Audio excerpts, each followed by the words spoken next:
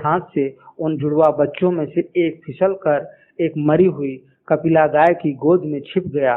व्याघ्र क्रोध से उस मरी गाय पर झपटना ही चाहता था कि सवर आ गए और उन्होंने बाण से व्याघ्र को मार डाला।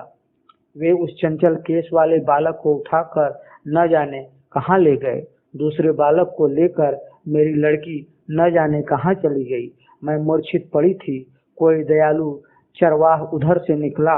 मुझे देखकर घर ले जाकर उसने मरहम पट्टी की। मैं अब स्वस्थ हूँ। राजा के पास जाना चाहती हूँ, परंतु लड़की खो गई है और मैं दुखियारी अब अकेली रह गई हूँ। जो कुछ भी हो, मैं अकेली स्वामी के पास जाती हूँ। यह कहकर वह चली गई, परंतु मैं आपके मित्र विदेहराज की आपत्ति से दुखी हो गया। मैं उनके वंश के नए अंकुर की खोज में चल पड़ा। यों ही एक दिन मैं एक सुंदर चंडिका मंदिर में पहुंचा।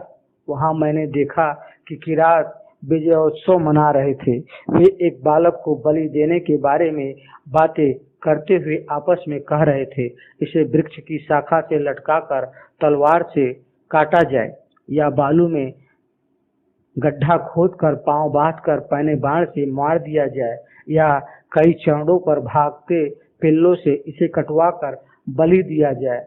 मैंने सुना और कहा, हे किरात श्रेष्ठो, इस भयानक वन में मैं बूढ़ा ब्राह्मण रास्ता भूल गया हूँ। अपने बालक को छाया में सुलाकर मैं रास्ता खोजने कुछ दूर गया था कि लौटने पर मुझे वह बालक नहीं मिला। पता नहीं उसे कौन उठा ले गया। ढूंढ ढूंढ कर हार गया, पर वह नहीं पा रहा हूँ। उसका मुंह देखे कितने ही दिन बीत गए। क्या करूं, किधर जाऊं? आप लोगों ने उसे देखा तो नहीं है? मेरी बात सुनकर उन्होंने कहा, हे द्विजश्रेष्ठ, एक बालक यहाँ है, वही तो तुम्हारा नहीं हो तो तुम ही ले लो। भगवान की दया से उन्होंने बालक मुझे दे दिया। मैंने उन्हें आशीर्वाद दिया और बालक को पानी के छींटे देकर होश में लाकर आपके निशंक अंक में ले आया हूँ। आप ही पिता की तरह अब इसकी रक्षा करें। राजा ने मित्र की विपत्ति की दारुण व्यथा को बालक का मुख देखकर दूर किया और बालक का नाम उपहार वर्मा रखकर उसे भी वह राजवाहन की तरह पालने पोसने लगा। अपहार वर्मा की प्राप्ति। पर्व के निकट आने पर राजा तीर्थ स्थान को सबरों के ग्राम के समीप गया। वहां एक स्त्री की गोद में उसने एक अनुपम सुंदर बालक देखकर कौतूहल से पूछा, ए भामिनी, इतना सुंदर और राजगुण संपन्न बालक तुम्हारे कुल में नहीं हो सकता। यह किसके नैनों का दुलारा है? तुम्हारे पास कहाँ से आया? सच सच बता दो।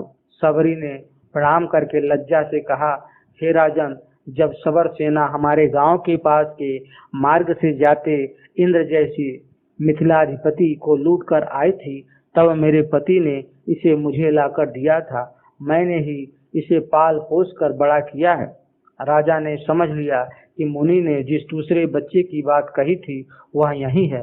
उसने साम दाम से सबरी को प्रसन्न कर दिया और बालक को ले लिया। उसका नाम उसने अपहार वर्मा रखकर रानी को पालन करने को दे दिया। पुष्पोद्भव का आ पहुंचना। वामदेव का एक शिष्य था, उसका नाम था सोमदेव शर्मा। वह एक बालक को ले आया और राजा से बोला, हे देव, मैं राम तीर्थ में स्नान करके लौट रहा था तो मैंने इस गोरे बालक को गोद में लिए एक वृद्धा को देखा।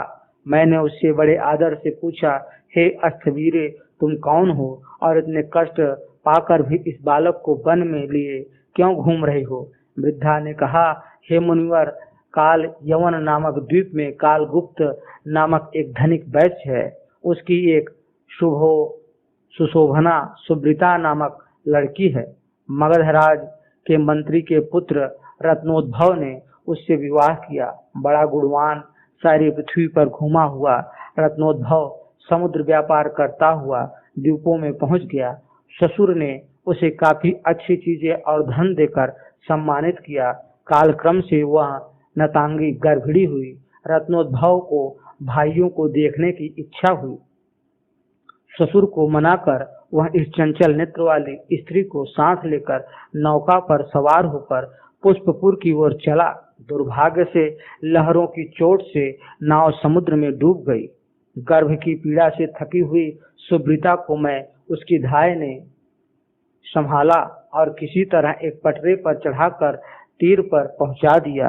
रत्नोद्भव का कुछ पता नहीं चला। प्रसव की घोर पीड़ा उठी। सुब्रता ने बालक को वन में ही जन्म दे दिया।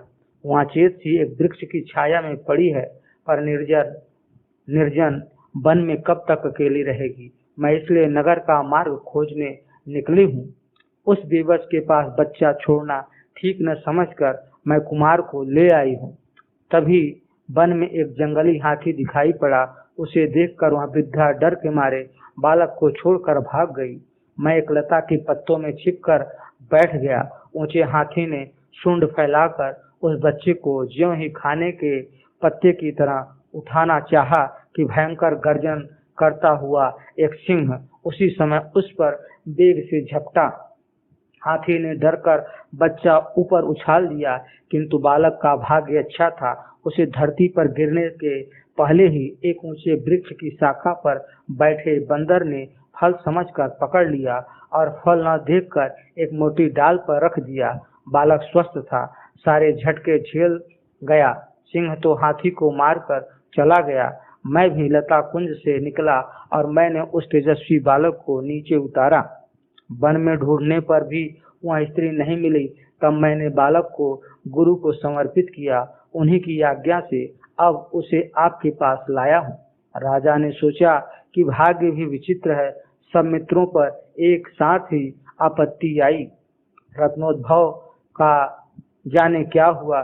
जो हो, उसने बालक का नाम पुष्पोद्भव रखा और सुश्रुत को सारी कथा सुनाई और उसको उसके छोटे भाई का लड़का सौंप दिया। यक्षी का अर्थपाल को पहुंचाना। कुछ दिन बीते कि रानी बसुमती पति के पास आई तो छाती से एक बच्चा लगा लाई। राजा ने पूछा, यहाँ कहाँ मिला? रानी ने कहा, हे राजन, रात एक दिव्य वनिता मेरे सामने आई और उसने इस बालक को मेरे सामने रखकर मुझे सोते से जगाकर विनीत भाव से कहा, देवी, मैं मणिभद्र यक्ष की पुत्री तारावली हूँ। तुम्हारे मंत्री धर्मपाल के पुत्र कामपाल की स्त्री हूँ। यक्षेश्वर ने आज्ञा दी है, इसलिए आपके पुत्र राजवाहन की सेवा करने को मैं इसे लाई हूँ। यह राजवाहन समुद्रों से घिरी पृथ्वी का अधिपति होगा, इसलिए तुम मेरे कामदेव जैसे सुंदर बालक का पालन करो। यह राजवाहन की सेवा करेगा। मेरे नेत्र आश्चर्य से खुले रह गए।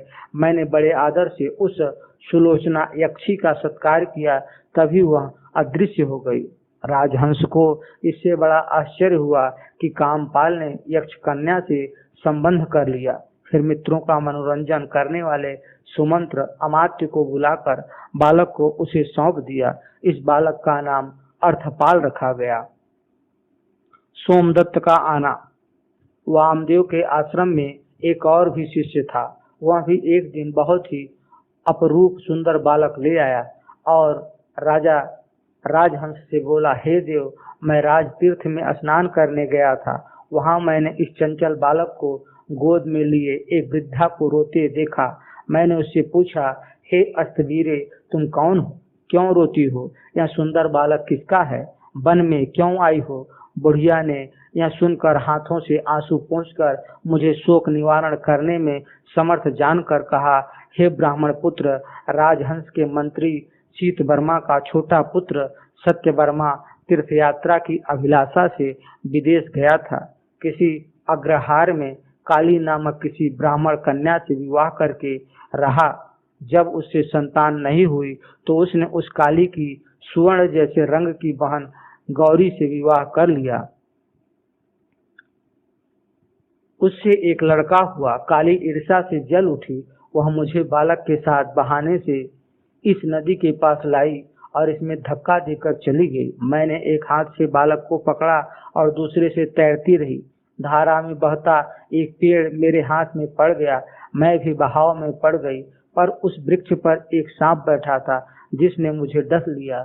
वृक्ष यहीं आकर किनारे से लग गया। मैं किनारे पर चढ़ आई पर अब विष चढ़ रहा है और मैं मर जाऊंगी, तब इस बालक को वन पशुओं से कौन बचाएगा, यही सोचकर रो रही हूँ। बमुश्किल इतना कह पाई कि विष पूरा चढ़ जाने से पृथ्वी पर गिर पड़ी। मुझे दया आई पर मैं मंत्र नहीं जानता था, अतः असमर्थ रह गया। जब तक वन की बूटी खोज कर ला सका वह मर गई थी। उसका अग्नि संस्कार करके बालक की मैंने रक्षा की, परंतु सत्यवर्मा की चर्चा में मैं उससे उसके अग्रहार का नाम नहीं पूछ सका। खोजना असंभव जानकर मैं इसे आपके ही आमत्य का लड़का है, आप ही रक्षा करेंगे, ऐसा सोचकर आपके पास ले आया हूँ। सत्यवर्मा की असली हालत का पता नहीं लगा। राजा इससे दुखी हुआ। राजा ने उस बालक का नाम सोमदत्त रखकर उसे उसके ताऊ सुमति मंत्री के हाथों सौंप दिया। भाई के बेटे को भाई सा ही जानकर सुमति बहुत प्रसन्न हुआ। लालन पालन और शिक्षा, इस प्रकार दसों बच्चे इकट्ठे हो गए। दैव ने उन्हें मिला दिया। राजवाहन उनके साथ खेलने लगा। राजवाहन तरह तरह के वाहनों पर चढ़कर निपुण हो गया। उसका क्रमशः चौल और उपनयन आदि संस्कार हुआ। फिर उसने सब लिपियां सीख ली। सब देश की भाषाओं में वह पंडित हो गया।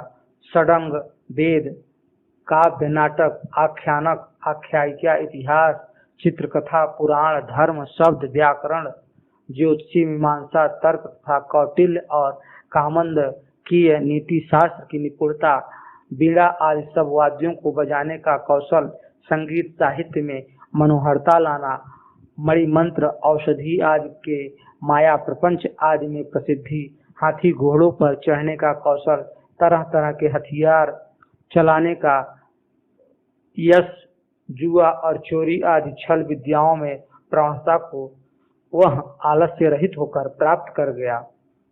कुमारों का युवक होना, आचार्यों से यों पढ़ता हुआ जब वह युवक हो गया तो उसके साथ के सन्नद्ध कुमारों को देखकर राजा राजहंस प्रसन्न होता। उसने सोचा कि अब वह शत्रुओं से अजय हो गया है।